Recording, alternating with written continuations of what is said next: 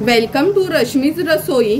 सणवार आला का नेहमीच आपल्याला प्रश्न पडतो का रे काय मिठाई घ्यायची, आणि हल्ली बाहेरची मिठाई घेताना आपल्याला पण थोडं टेन्शनच असतं का कुठली मिठाई कशी बनवलेली असते। त्याला पर्याय म्हणून अगदी 10 मिनिटात सोप्या पद्धतीने आज मी तुम्हाला डेसिकेटेड कोकोनटचे लाडू कसे बनवायची ही रेसिपी दाखवणार आहे। त्यासाठी हा व्हिडिओ तुम्ही शेवटपर्यंत बघा आणि माझ्या चॅनलला लाईक, शेअर आणि सबस्क्राइब करा। डेसिकेटेड कोकोनटचे लाडू बनवण्यासाठी आपण 1.5 वाटी हे डेसिकेटेड कोकोनट घेतलं आहे। इझिली ना वाण्याच्या दुकानावर वगैरे आपल्याला मिळतं। 1 वाटी आपण मिल्क पावडर यूज करणार आहोत। 1 वाटी दूध घेतलं आहे। पाव वाटी साखर, अगदी थोड्याशा दुधातनं ह्या केसरच्या काड्या टाकल्या आहेत म्हणजे आपल्या लाडूला छान पिवळसर रंग येतो। थोडंसं गार्निशिंगसाठी पिस्ता आणि केसर घेतला आहे। झटपट असे डेसिकेटेड कोकोनटचे लाडू बनवण्याकरता आपण ह्या पॅन मध्ये अगदी 1 चमचा तूप घेणार आहोत। गॅसची फ्लेम सुरुवातीला लो करून घेते। तूप थोडंसं पसरवून घ्यायचं आहे। नंतर 1 कप आपण दूध घालूया ह्याच्यामध्ये। जेवढं दूध आहे तेवढीच मिल्क पावडर, म्हणजे 1 कप आपण ही मिल्क पावडर घेतली आहे। आता तूप, दूध आणि मिल्क पावडर व्यवस्थित आपण एकजीव करून घेऊया। गॅसची फ्लेम मी आता हाय वर ठेवली आहे म्हणजे झटपट ह्याला उकळी येईल, पण कंटिन्यू स्टर करत राहायचंय हे मात्र लक्षात ठेवा।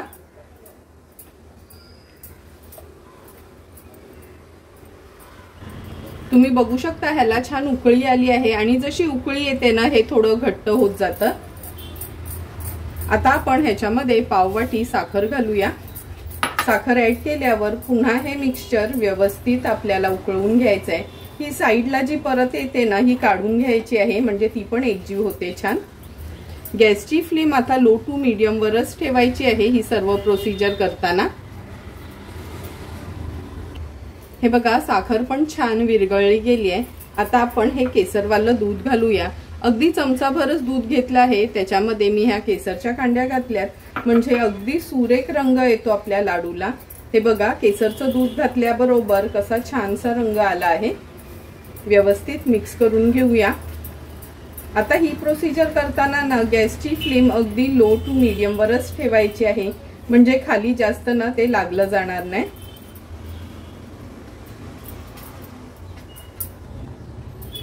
हे बघा केसर घातल्यावर किती सुंदर रंग आला आहे। आता आपण ह्याच्यामध्ये हे डेसिकेटेड कोकोनट ऍड करूया। हे डेसिकेटेड कोकोनट ऍड केल्यानंतर व्यवस्थित हे आपल्याला एकजीव करून घ्यायचंय। यावेळी आपल्याला गॅसची फ्लेम अगदी लो वर ठेवायची आहे आणि लो फ्लेम वरच आपल्याला ह्या दुधामध्ये छान एकजीव करून घ्यायचंय।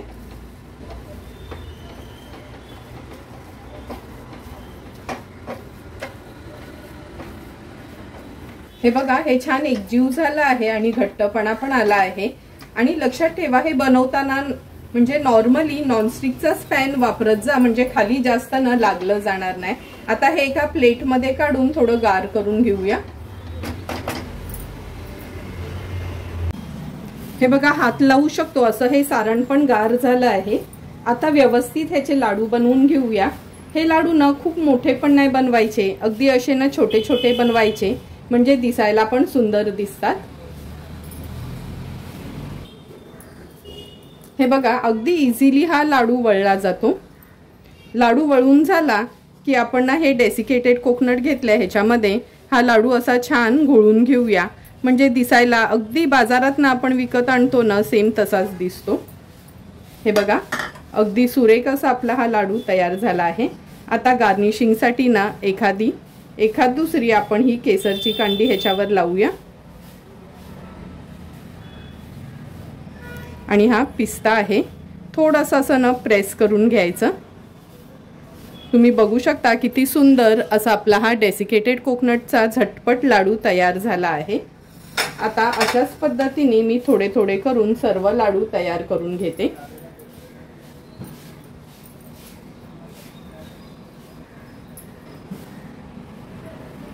तुम्ही बघू शकता एक एक करून सर्व आपले हे डेसिकेटेड कोकोनटचे लाडू तयार झाले आहेत। आणि हे बघा, थोडंही आपलं सारण वगैरे काहीच वाया गेलं नाही, झटपट असे आपले हे लाडू तयार झाले आहेत। तयार झालेले हे लाडू आता आपण सर्विंग प्लेटमध्ये सर्व करणार आहोत।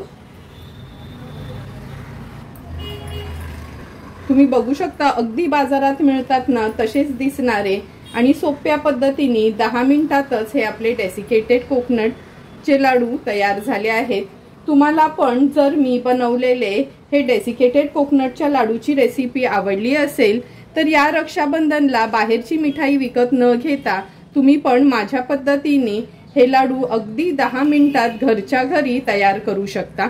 तुम्हाला पण जर मी बनवलेल्या ह्या डेसिकेटेड कोकोनटच्या लाडूचा व्हिडिओ आवडला असेल तर नक्की माझ्या चॅनलला तुम्ही लाईक, शेअर अँड सबस्क्राईब करा। Thank you for watching my video.